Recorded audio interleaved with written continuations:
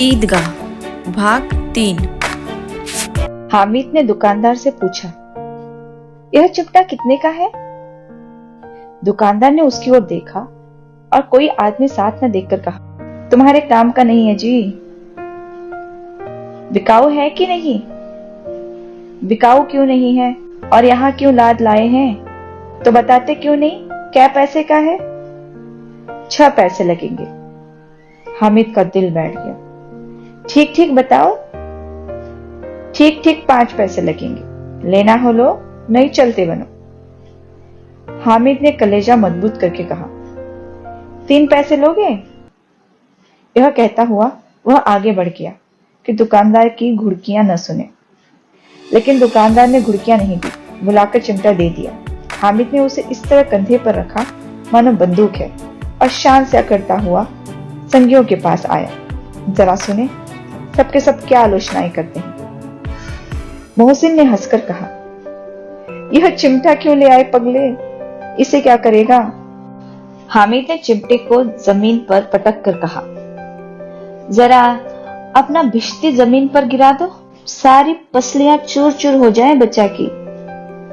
महमूद बोला, तो यह चिमटा कोई खिलौना है? हामिद, खिलौना क्यों नहीं है? अभी कंधे पर रखा, बंदूक हो गई, हाथ में ले लिया, फकीरों का चिमटा हो गया। चाहूं तो इससे मजदूरी का काम ले सकता हूँ। एक चिमटा जमा दूं तो तुम लोगों के सारे खिलौने की जान निकल जाए। तुम्हारे खिलौने कितने ही जोर लगाएं, मेरे चिमटे का बाल भी बांका नहीं कर सकते। मेरा बहादुर शेर है चिमटा।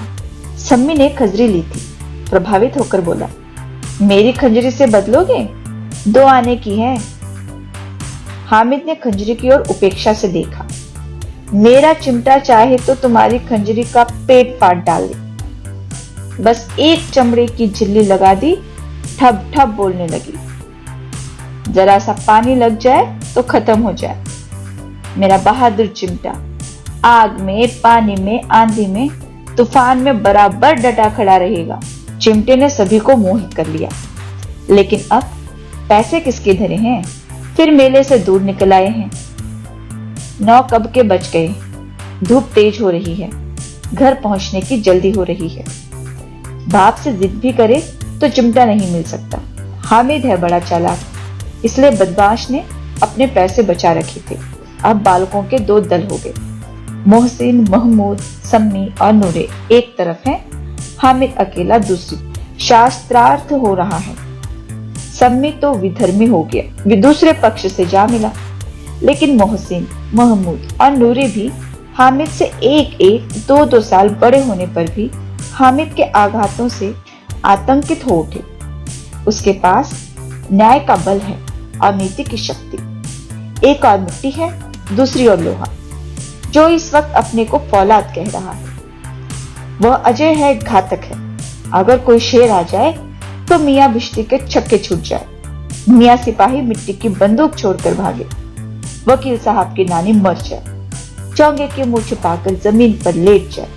मगर यह चिमटा, यह बहादुर, यह रुस्तमे हिंद लपक कर शेर की गर्दन पर सवार हो जाएगा और उसकी आंखें निकाल लेगा। मोहसिन ने एड़ी चोटी का जोर लगाकर कहा, अच्छा पानी तो नहीं भर सकता?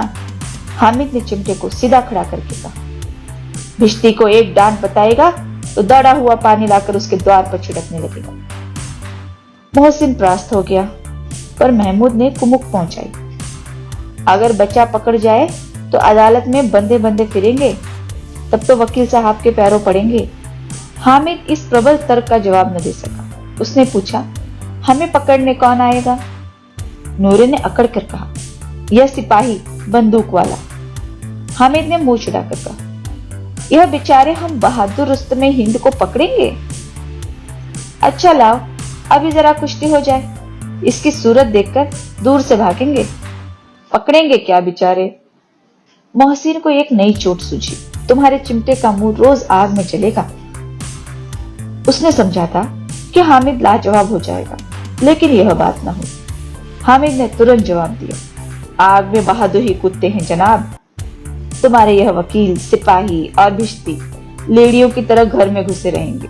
आग में कूदना वह काम है जो यह रुस्तम हिंद ही कर सकता है। महमूद ने एक जोर लगाया। वकील साहब, कुर्सी मेज पर बैठेंगे। तुम्हारा चिमटा तो बावर्ची खाने में जमीन पर पड़ा रहेगा। इस तरह ने सम्मी और नूरे को भी सजीव कर दिया। कितने ठिकाने की बात कही है पट्टे ने। चिमटा बावर्ची खाने में पड़ा रहने के सिवा और कर ही क्या सकता है। हामिद को कोई फड़कता हुआ जवाब न सूझा तो उसने धांधली शुरू की। मेरा चिमटा बावर्ची खाने में नहीं रहेगा। वकील साहब कुर्सी पर बैठेंगे तो जाकर उन्हें जमीन पर पटक देगा और उनका कानून उनके पेट में डाल देगा। बात कुछ बनी नहीं, खासी गाल गलौच थी, लेकिन कानून को पेट में डालने वाली बात छा गई। ऐसी छा गई कि तीनों सुरमा मुंह ताकते रह गए, मानो कोई धेलचा कन कौवा किसी गंडे वाले कान कौवे को काट गया हो। कानून मुंह से बाहर निकलने वाली चीज है, उसको पेट के अंदर डाल दिया जाना बेतु किसी बात होने पर भी कुछ नयापन रखती है। हामिद ने मैदान मार लिया। उसका चिमटा रुस्तम हिंद है। अब इसमें मोहसिन, महमूद, नूरे, सम्मी किसी को भी आपत्ति नहीं हो सकती। विजेता को हराने वालों से जो सत्कार मिलना स्वाभाविक है, वह हामिद को भी मिला। औरों ने 3-3, 4-4 आने पैसे खर्च किए पर कोई काम की चीज न ले सके। हामिद ने 3 पैसे में रंग जमा ली। सच ही तो है, खिलौनों का क्या भरोसा, टूट फूट कर जाएंगे। हामिद का चिमटा तो बना रहेगा बरसों। संधि की शर्तें तय होने लगी। मोहसिन ने कहा, जरा अपना चिमटा दो, हम भी देखें। तुम हमारा भिश्ती लेकर देखो।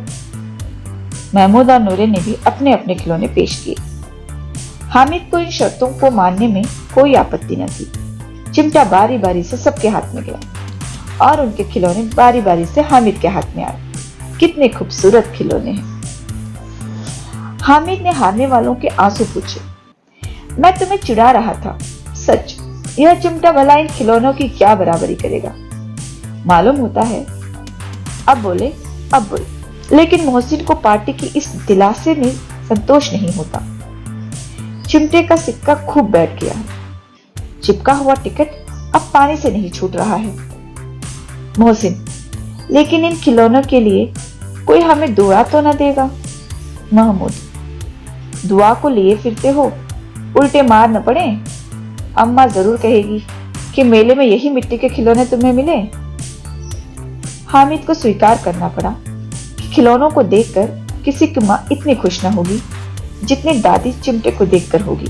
3 पैसों ही में तो उसने सब कुछ करना था और उन पैसों के इस उपयोग पर पछतावे की बिल्कुल जरूरत न थी। फिर अब तो चिमटा रुस्तम हिंद है और सभी खिलौनों का बादशाह। रास्ते में महमूद को भूख लगी। उसके बाप ने केले खाने को दिए। महमूद ने केवल हामिद को सांची बनाया। उसके अन्य मित्र मुंह ताकते रह गए। यह उस चिमटे का प्रसाद था। 11 बजे गांव में हलचल मच गई। मेले वाले आ गए। मोहसिन की छोटी बहन ने दौड़कर भिश्ती उसके हाथ से छीन लिया और मारे खुशी के जो उछली तो मियां भिश्ती नीचे आ रहे और सुरलोक सिधाए। इस पर भाई बहन में मारपीट हुई। दोनों खूब रोए। उसकी अम्मा यह शोर सुनकर बिगड़ी और दोनों को ऊपर से 2-2 चांटे और लगाए। मियां नूरे के वकील का अंत उनके प्रतिष्ठानुकूल इससे ज्यादा गौरवमय हुआ। वकील जमीन पर या ताक पर तो नहीं बैठ सकता, उसकी मर्यादा का विचार तो करना ही होगा। दीवार में 2 खुटियां गाड़ी गई। उन पर लकड़ी का एक पटरा रखा गया।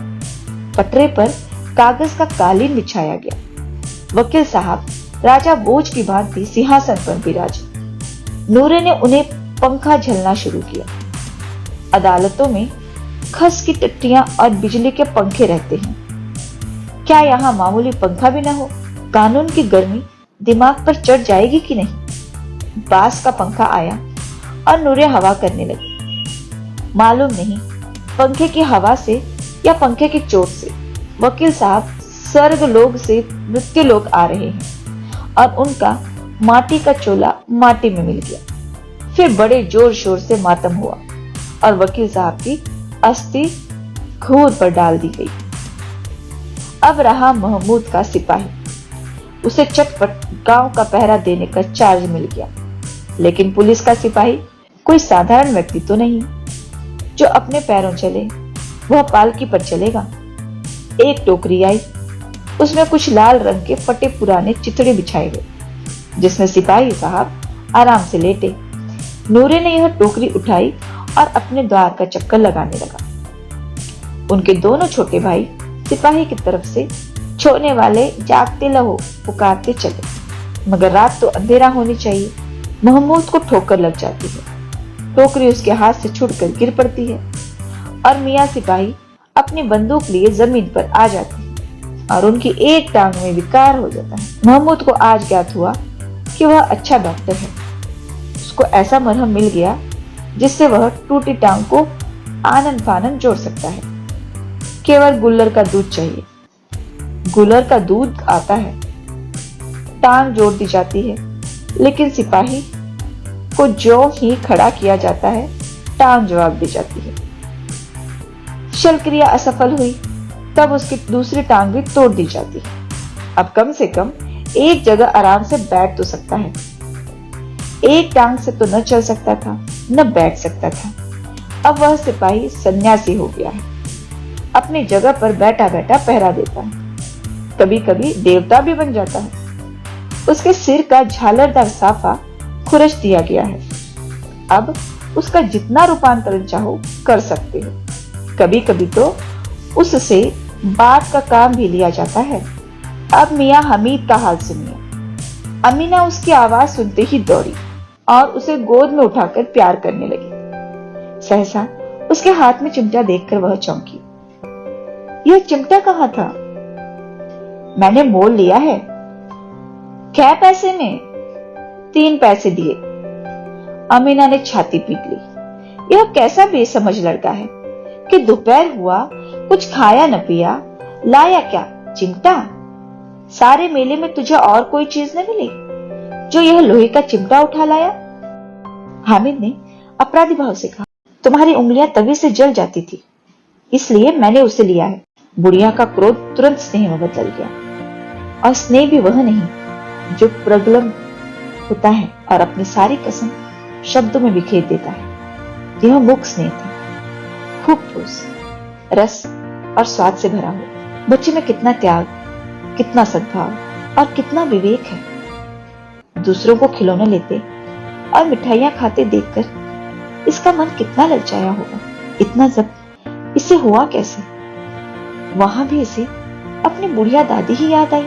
अमीना का मन गदगद हो गया। और अब एक बड़ी विचित्र बात हुई, हामिद के इस चिमटे से भी विचित्र। बच्चे हामिद ने बूढ़े हामिद का पाठ खेला। बुढ़िया अमीना बालिका अमीना बन गई। वह रोने लगी, दामन फैलाकर हामिद को दुआएं देती जाती थी और आंसू की बड़ी बड़ी बूंदें गिराती जाती। हामिद इसका रहस्य क्या समझता?